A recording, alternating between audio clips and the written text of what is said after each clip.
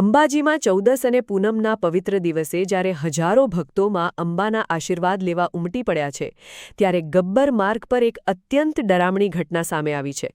અમદાવાદથી દર્શન કરવા આવેલા સમીર શાહ અને તેમનો પરિવાર જ્યારે પોતાની કારમાં પસાર થઈ રહ્યો હતો, ત્યારે અચાનક અંધારાનો લાભ લઈને અસામાજિક તત્વોએ તેમની ગાડીઓ પર પથ્થરમારો શરૂ કરી દીધો હતો. આ હુમલામાં એક બે નહીં પણ શ્રદ્ધાળુઓની ત્રણ કારના કાચ તૂટી ગયા હતા અને ગાડીઓને ભારે નુકસાન પહોંચ્યું હતું. પથ્થરમારાની આ રીત જોઈને સ્પષ્ટ જણાય છે કે આ તત્વોનો ઈરાદો ગાડી ઊભી રખાવીને લૂંટ ચલાવવાનો હતો. આ કોઈ પહેલી ઘટના નથી.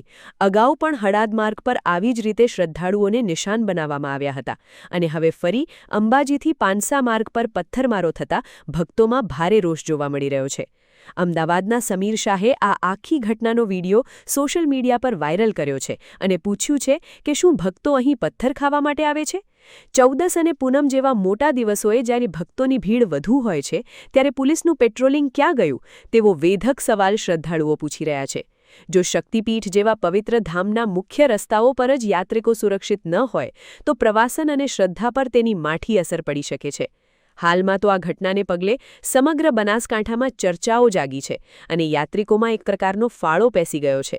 ભક્તોની માંગ છે કે હડાદ અંબાજી અને દાંતા અંબાજીના પહાડી રસ્તાઓ પર પોલીસની ગાડીઓ સતત ફરતી રહેવી જોઈએ, જેથી કોઈ અસામાજિક તત્વો આવી હિંમત ન કરી શકે. જો તંત્ર દ્વારા વહેલી તકે કડક પગલાં લેવામાં નહીં આવે, તો શ્રદ્ધાળુઓ અંબાજી આવતા ખચકાશે તેવી ભીતિ પણ સેવાઈ રહી છે. મારું નામ સમીરભાઈ શાહ છે. હું છેલ્લા 20 વર્ષથી મારા મિત્રો સાથે અંબાજી ગબ્બર પર દર ચૌદસે અમે આરતી અને પૂજા કરવા જઈએ છીએ. દર ચૌદસનું મહત્વ છે. ત્યાં લાખોની સંખ્યા ચૌદસ અને પૂનમે અંબાજી ગબ્બર પર તમને જોવા મળશે. અમારા અલગ અલગ ગ્રુપ આવે છે, જેથી કોઈ મહેસાણાથી આવે છે, કોઈ રાજકોટથી આવે છે, કોઈ ઊંઝાથી આવે છે. ગઈ ફાગણ સુદ ચૌદસે બી હડાદવાળા રોડ ઉપર ગાડીઓના પથ્થરમારો થયેલો અને કાલે બી વૈશાખ સુદ ચૌદસે અંબાજીથી પાનસા રોડ ઉપર બી અમારા મિત્રોની ગાડીઓ ઉપર પથ્થરમારાથી તોડફોડ કરેલી.